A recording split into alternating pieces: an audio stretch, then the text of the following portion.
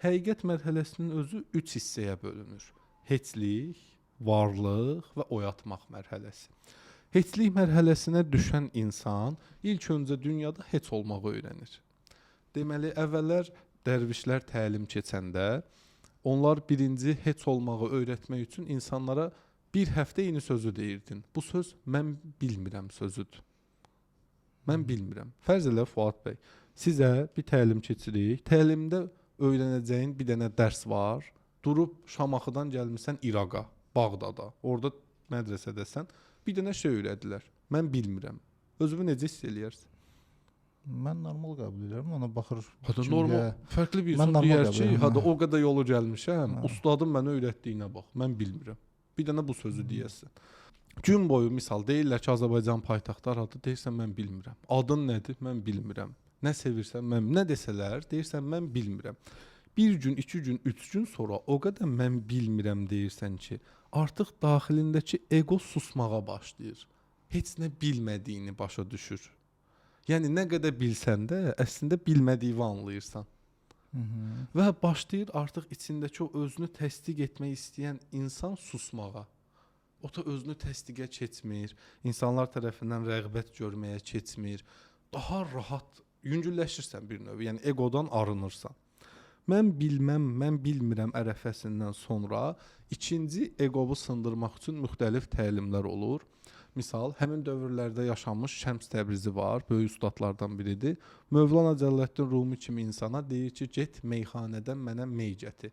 İndiki dillə desək, get hər hansı restorandan, pubdan bizə elə bir içki al, spirtli içki al gətir. Bunu hal-hazırda Azərbaycanda eləyə biləcək din xadimi var. O özgüvənə sahibdir, yəni hamının içində getsin, alsın və içsin. Xeyr. Mövlana ustadının sözündən çıxarmazdı və gedir, meyxanədən meyi alır, gətirir, hamı yığışır, buna daş atır. Sənə ar olsun, ayıb olsun deyirlər.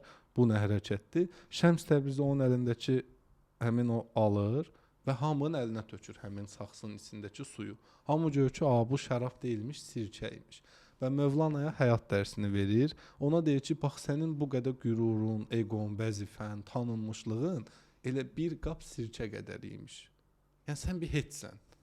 Yəni bir insanın konumu və vəzifəsi bir dəqiqədə yox ola bilər. Amma bizim bu sualla nə əlaqəsi bunun? Burada yəni bu insan yəni niyə göndəribdi konkret? Var cavab ona. Var, əlbəttə var. Biz Tanrıdan bir bütünük. Tanrıdan bir bütün olduğumuz üçün Yaradan bizi göndərir ki, biz onu tanıyaq və ən sonda da onun səviyyəsinə qalxaq, Yaradanın səviyyəsinə. Niyə tanıyaq da? Bir dənə sual doğurur da. Yəni təsəvvür elə ki, sən o o gücün sahibisən. Sən öz hissəni niyə göndərirsən ki, eləsin, tanısın? Yəni sən var da o güc səndə o. Bu çox sadədir. Baxın, siz belə deyim bir generalsınız və hər il hərbi sistemdən kursantlar buraxırlar. Yəni onlar leytenant, mayor, polkovnik gedir. Onlar zaten bilinir də axırda general olacağı. Sadəcə onları generallıq gücünə gətirmək istəyir həmin general. Burada da Tanrı eyni şey eləyir.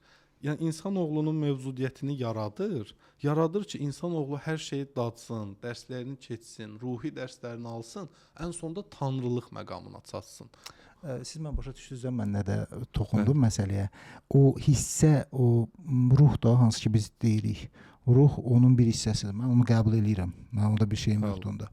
Sadəcə olaraq bax, yəni o göndərirsə, o ruh onun bir hissəsidirsə, o gücə sahibdir.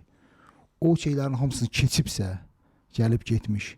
Niyə yenidən göndərir? Mənim maraqlı tərəfi odur. Burada məsələ odur ki, biz yenidən göndərilmirik. Bunların hamısını yaşayıb bitirmişik. Sadəcə sizə indi elə gəlir ki, siz elə bundan indi yaşayırsınız və ya bundan sonra var. Yəni Yaradanın sferasında... Siz elə düşünmürsünüz, biz indi burada deyilik ki. Xeyr, biz burada deyilik. Bax, biz elə Tanrının özündəyik. Bu gördüyünüz hər şey bir yuxudur, elə bir illüziyadır. Bax, deyir ki... O yuxu neçə əsrdə davam edir onda? Elə olur. Bax, deyir, hər kəs öləndə oyanır. Deyir, sən ağlığı işlət, ölmədən öncə oyan. Misal, siz bir yuxu görürsünüz, yatmısınız. 7 saniyəlik bir yuxudur və sizin zehniniz bunu görür. Amma o yuxunun içində elə bir 7 ildir oradasınız. Bir çox proses yaşayırsınız. Və durub desəm ki, bax, Fuad bəy, sən cəmi 7 saniyə bunu gördün, inanmayasan. Deyirsən, axı mən yuxumda ora getdim, uçdum, düşdüm, bununla danışdım, filan tanışımı gördüm. Çünki yaradanın perspektivində zaman dilimi yoxdur.